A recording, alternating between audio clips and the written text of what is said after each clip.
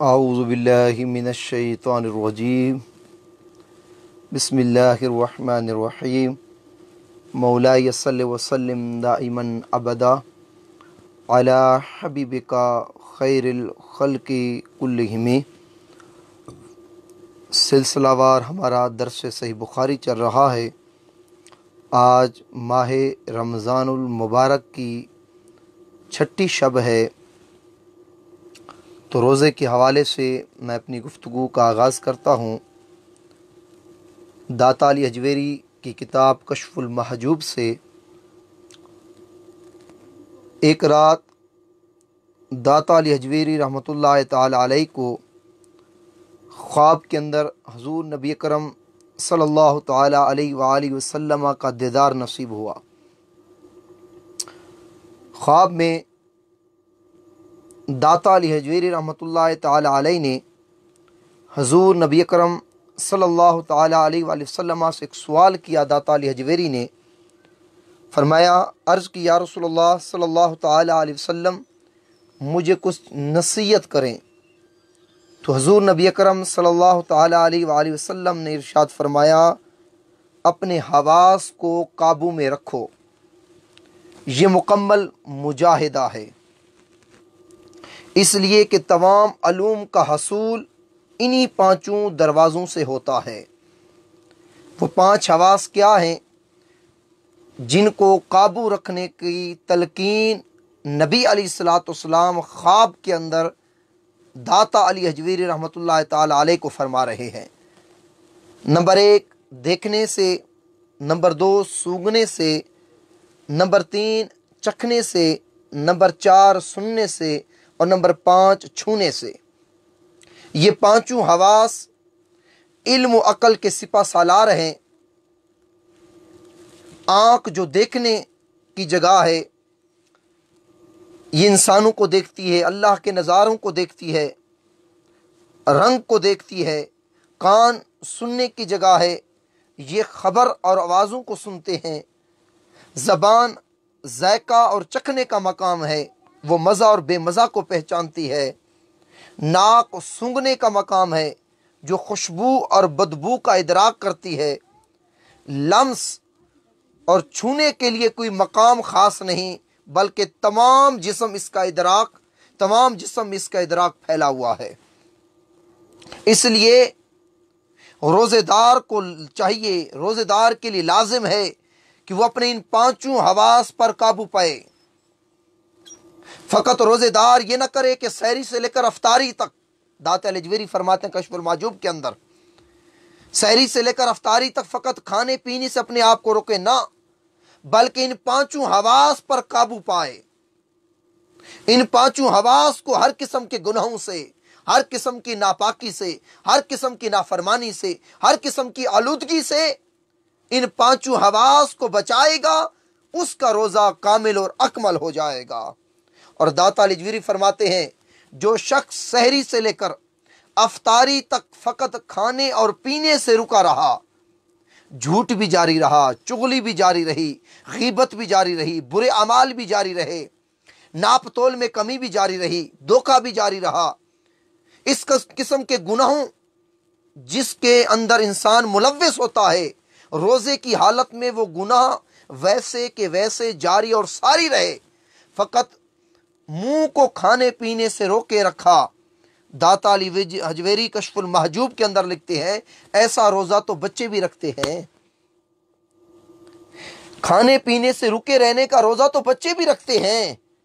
مرد کا روزہ یہ ہے کہ فقط کھانے پینے سے اپنے آپ کو نہ روکے، بلکہ پورے جسم کو ہر قسم کے گناہوں سے روک دے۔ آنکھ کسی گناہ پر نہ پڑے، کان کوئی گناہ والی بات نہ سنے، زبان سے کوئی گناہ والی بات نہ نکلے، قدم گناہ والی محفل پہ چل کے نہ جائیں، ہاتھ کسی پر ناحق نہ اٹھے، ان ہاتھوں سے ناپ تول میں کمی نہ ہو۔ تو انسان کو چاہیے ان حواس خمسہ کے ذریعے پورے وجود کا روزہ رکھے، وہ روزہ اکمل اور ثواب کے لحاظ سے اعلیٰ ہوتا ہے، ثواب کے لحاظ سے اعلیٰ ہوتا ہے۔ اور آج کے درس کی پہلی حدیث پاک درس بخاری کی، حدیث پاک میں آتا ہے، حضرت انس بن مالک رضی اللہ تعالی عنہ فرماتے ہیں، قال کان رسول اللہ صلی اللہ تعالی علیہ وسلم احسن الناس و اجود الناس و اشجع الناس، نبی علیہ الصلوۃ والسلام انسانوں میں سب سے زیادہ حسین تھے۔ سبحان اللہ، میرے اور آپ کے آقا انسانوں میں سب سے زیادہ حسین تھے۔ و اجود الناس، نبی علیہ الصلوۃ والسلام انسانوں میں سب سے زیادہ سخی تھے۔ اور جیسے ہوا تیزی کے ساتھ چلتی ہے، حدیث بخاری کے اندر آیا ہے نبی علیہ الصلوۃ والسلام ماہ رمضان المبارک کے اندر اتنے زیادہ سخی ہو جاتے تھے، اتنے زیادہ سخاوت کیا کرتے تھے۔ واشجع الناس، نبی علیہ الصلوۃ والسلام شجاعت اور بہادری میں سب سے بھی اعلیٰ تھے۔ حسن میں مصطفیٰ جیسا کوئی نہیں، جود و سخا میں بھی مصطفیٰ جیسا کوئی نہیں، شجاعت اور بہادری میں بھی مصطفیٰ جیسا کوئی نہیں۔ وہ فرماتے ہیں وقد فازی اہل المدینہ لیلۃ سمعوا صوتا قال فتلقاهم النبی صلی اللہ علیہ وسلم علی فرس لابی طلحہ ارجن۔ روایت میں آتا ہے کہ مدینہ میں ایک ڈرونی آواز سنائی دی، اہل مدینہ جاگ پڑے اور اس آواز کی سمت گئے۔ اس آواز کی سمت جب گئے تو وہاں سے نبی علیہ الصلوۃ والسلام کو آتے ہوئے دیکھا۔ آقا علیہ الصلوۃ والسلام کی بہادری بیان کر رہے ہیں صحابہ کہ ہمارے جانے سے پہلے نبی علیہ الصلوۃ والسلام پہلے ہی سے اس جگہ کا معائنہ کر کے آئے جہاں سے ایک خوفناک آواز سنائی دی۔ آقا علیہ الصلوۃ والسلام حضرت ابو طلحہ کے گھوڑے پر سوار تھے اور گھوڑے کی پیٹھ ننگی تھی، اس پر سوار تھے۔ متقلد سیفہ، تلوار بھی لٹکی ہوئی تھی۔ آقا علیہ الصلوۃ والسلام جب اس گھوڑے پر بیٹھے، حضرت طلحہ فرماتے ہیں وجدتہ بحرن یعنی الفرس، نبی علیہ الصلوۃ والسلام کے گھوڑے پر بیٹھنے سے قبل وہ گھوڑا لاغر تھا، کمزور تھا، چل نہیں سکتا تھا، دوڑ نہیں سکتا تھا۔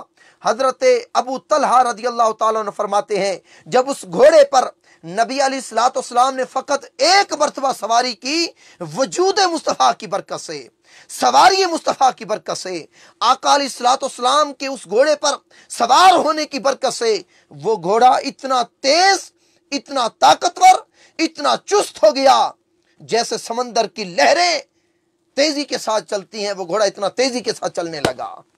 آقا علیہ الصلوۃ والسلام کو اس گھوڑے کو وجود لگ چکا تھا، آقا علیہ الصلوۃ والسلام کا اس گھوڑے کو وجود لگ چکا تھا، جس کی وجہ سے وہ گھوڑا اتنا تیزی کے ساتھ دوڑا کہ کوئی گھوڑا اس کا مقابلہ نہیں کر سکتا تھا۔ اور اگلی حدیث پاک صحیح بخاری کتاب المناقب کی حدیث پاک، باب منقبۃ اسید بن حدیر و عباد بن بشر رضی اللہ تعالی عنہما، یہ باب ہے صحیح بخاری کتاب المناقب کا۔ حضرت انس رضی اللہ تعالی عنہ اس حدیث کے روایت راوی ہیں، ان رجلین خرجا من عند النبی صلی اللہ علیہ وسلم فی لیلۃ مظلمۃ واذا نور بین ایدیہما حتی تفرقا فتفرق النور معہما۔ حضرت انس فرماتے ہیں نبی علیہ الصلوۃ والسلام کے پاس صحابہ کرام نماز عشاء کے بعد دیر تک بیٹھے رہے۔ دو صحابہ کرام نے کافی دور جانا تھا، ان کا محلہ اور گھر دور تھا، تو نبی علیہ الصلوۃ والسلام نے اپنے ہاتھوں سے چھڑی انہیں دے دی، لکڑی کا ٹکڑا انہیں دے دیا۔ فی لیلۃ مظلمہ، اندھیری گھپ رات تھی، اندھیرا تھا، کوئی روشنی نہیں تھی، لیکن وہ لکڑی کا ٹکڑا جو نبی علیہ الصلوۃ والسلام کے دست مبارک کو لگا اور آپ علیہ الصلوۃ والسلام نے ان دو صحابہ کو دیا، آقا علیہ الصلوۃ والسلام کے مبارک ہاتھوں کے لگنے کی دیر تھی، وہ لکڑی کا ٹکڑا جل اٹھا، وہ لائٹیں دینے لگا، روشنی دینے لگا، چمک اٹھا، وہ لکڑی کا ٹکڑا چمک اٹھا، اور وہ صحابہ اس لکڑی کو ساتھ لے کر، روشنی اس لکڑی سے اتنی آ رہی تھی، اس روشنی کے ذریعے اپنے گھر پہنچے، اور ان دونوں کا گھر علیحدہ علیحدہ تھا۔ روایت میں آتا ہے تو ایک روشنی ان دونوں کے آگے تھی، جب دونوں الگ ہو گئے تو روشنی بھی دونوں کے ساتھ ہو گئی، تو پتہ لگا نبی علیہ الصلوۃ والسلام جس لکڑی کے ٹکڑے کو دست مبارک لگا دیں، وہ اندھیرے میں لے جایا جائے، وہ لکڑی کا ٹکڑا جو ہے اور نور کی طرح چمکنا شروع ہو جاتا ہے۔ آقا علیہ الصلوۃ والسلام کے دست مبارک کتنی برکات ہیں، دست مبارک کتنی برکات ہیں۔ اور اگلی حدیث پاک کتاب المناقب کی حدیث پاک، وہ بھی حضرت ابو بردہ رضی اللہ تعالیٰ عنہ سے روایت ہے، انہوں نے کہا کہ میں مدینہ آیا۔ حضرت ابو بردہ فرماتے ہیں آتیت المدینۃ فلقیت عبداللہ ابن سلام، میں مدینہ آیا، حضرت عبداللہ ابن سلام سے میری ملاقات ہوئی۔ حضرت ابو بردہ رضی اللہ تعالیٰ عنہ فرما رہے ہیں فقال الا تجیء فاطعمک سویکا وتمرا، حضرت عبداللہ ابن سلام سے جب میری ملاقات تھی تو انہوں نے کہا میرے پاس کیوں نہیں آتے؟ حضرت ابو بردہ کو حضرت عبداللہ ابن سلام کہہ رہے ہیں میرے پاس کیوں نہیں آتے، میرے گھر تشریف لے چلیں، میں آپ کو ستو اور چھوارا کھلاؤں، ستو پلاؤں اور چھوارے کھلاؤں۔ اب وہ حدیث پاک میں آیا ہے کتاب الاعتصام کے اندر بھی، وہ کس لیے حضرت عبداللہ ابن عباس نے کہا میں آپ کو ستو اور چھوارے کھلاؤں، اور حدیث پاک میں آیا اس نے حضرت عبداللہ ابن سلام نے کہا حضرت ابو بردہ کو چلو میرے گھر کیوں نہیں چلتے؟ وہ پیالہ جو نبی علیہ الصلوۃ والسلام کے زیر استعمال تھا، آقا علیہ الصلوۃ والسلام جس پیالے کو استعمال کیا کرتے تھے، اے حضرت ابو بردہ میرے گھر چلو، میں اس پیالے کے اندر جس کے اندر مصطفیٰ علیہ الصلوۃ والسلام جس پیالے کو اپنے زیر استعمال رکھتے تھے، اس پیالے کے اندر ستو ڈال کر آپ کو اس پیالے کے اندر پلاؤں تاکہ اس پیالے سے تم برکت حاصل کرو۔ اور کتاب الاعتصام کی حدیث پاک ہے حضرت عبداللہ ابن السلام نے کہا چلو میرے ساتھ، میں اس جگہ پر تمہیں نماز پڑھاؤں جہاں مصطفیٰ نماز پڑھا کرتے تھے۔ تو اس حدیث پاک سے کتاب المناقب اور کتاب الاعتصام بخاری کی دونوں حدیث سے یہ معلوم ہوا حضرت عبداللہ ابن سلام رضی اللہ تعالیٰ عنہ کے پاس نبی علیہ الصلوۃ والسلام کا وہ پیالہ موجود تھا گھر کے اندر، جو پیالہ میرے اور آپ کے آقا علیہ الصلوۃ والسلام کے زیر استعمال تھا۔ آقا علیہ الصلوۃ والسلام جس پیالے کو استعمال کیا کرتے تھے وہ پیالہ حضرت عبداللہ ابن سلام کے گھر موجود تھا، اور حضرت عبداللہ ابن سلام لوگوں کو بطور برکت اس پیالے سے پانی اور ستو پلایا کرتے تھے۔ تو قربان جائے صحابہ کرام نبی علیہ الصلوۃ والسلام کی نسبت والی چیزوں کا کتنا سنبھالنے کا اہتمام کرتے تھے، اور اس کا احترام اور ادب کیا کتنا کرتے تھے، اور ان کا یہ عقیدہ تھا کہ نبی علیہ الصلوۃ والسلام کی نسبت والی چیزیں فیض دے سکتی ہے، ان سے فیض حاصل ہو سکتا ہے، برکات حاصل ہو سکتی ہیں۔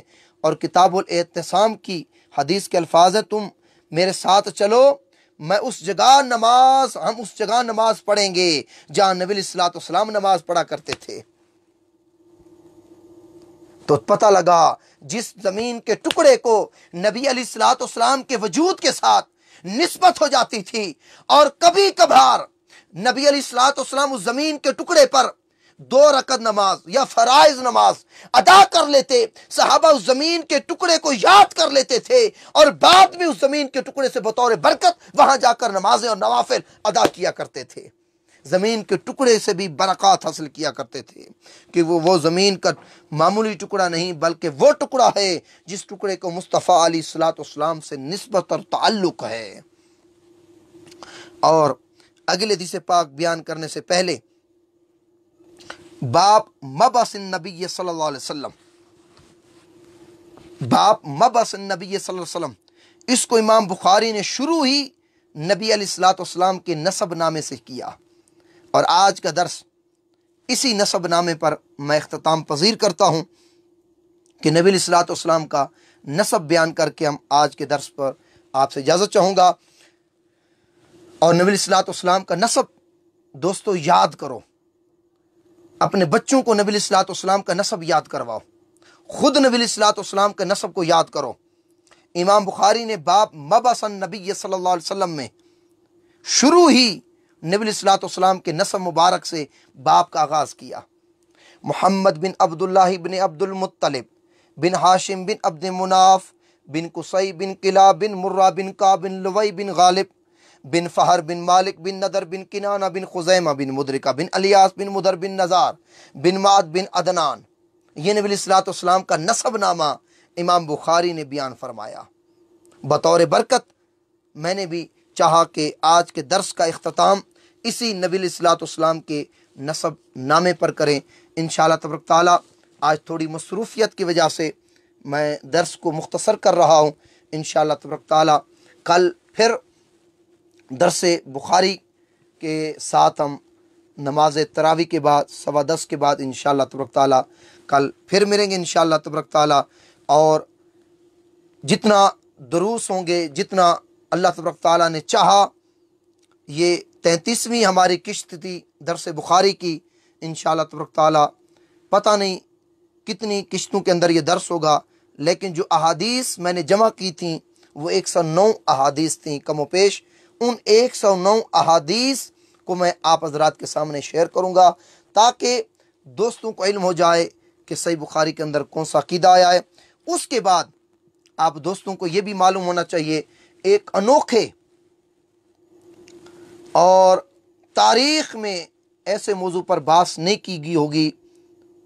मैं हूँ तो उलमाए कराम के जोड़े उठाने वाला तालिब इल्म हूँ, गुनहगार हूँ, लेकिन अल्लाह तबारक ताला की तौफीक, उस्ताज़ कराम की नज़र करम, वालदैन की दुआओं के सदके इंशाअल्लाह तबारक ताला एक बहुत ही अहम मौजू की मैं तैयारी कर रहा हूँ। वो साथ साथ वो भी तैयारी चल रही है। जैसे ही हमारा दर्स बुखारी ख़त्म होगा इंशाअल्लाह तबारक ताला एक अछूते, एक नायाब ऐसा मौजू के इस पर किसी आलिम ने बात नहीं की। वो कैसा मौजू कि आज कर बद मज़हब, मैं नाम नहीं लेता, बद मज़हब आप खुद समझ जाएं, बद मज़हबों ने क्या शुरू कर दिया, अहादीस से, तफासीर से, जो अरबी तफासीर हैं, अरबी कुतुब अहादीस हैं, उर्दू तर्जमा जब वो करते हैं तो उससे वो अहादीस, वो तफासीर की बातें जो पहले मुफस्सिरों ने लिखी अपनी अरबी मतन के अंदर, उर्दू मतन के अंदर उन लोगों ने वो चीज़ें काट दी जो अकीदा अहले सुन्नत को साबित करती हैं। इस पर मैंने तफसीर इब्न कसीर का मुताला मैंने शुरू किया हुआ है। मेरे पास अरबी भी मौजूद है, तफसीर इब्न कसीर की अरबी के अंदर बैरूत का छापा। उर्दू का जो है मौलाना मोहम्मद जोनागढ़ी, उनकी जो है उर्दू तर्जमा किया हुआ। मैं ये मुआजना कर रहा हूँ कि कितने मकामात पर मौलाना मोहम्मद जोनागढ़ी ने वो अहादीस, वो मोहब्बत की बातें, वो इश्क की बातें, वो ताज़ीम रसूल की बातें, वो मोहब्बत और ताल्लुक़ और सोबत औलिया की बातें जो असल तफसीर इब्न कसीर में मौजूद हैं, मौलाना साहब ने उर्दू तर्जमा के अंदर उन बातों को शार्ट कर दिया। ये एक छोटा मौजू है। मैं समझता हूँ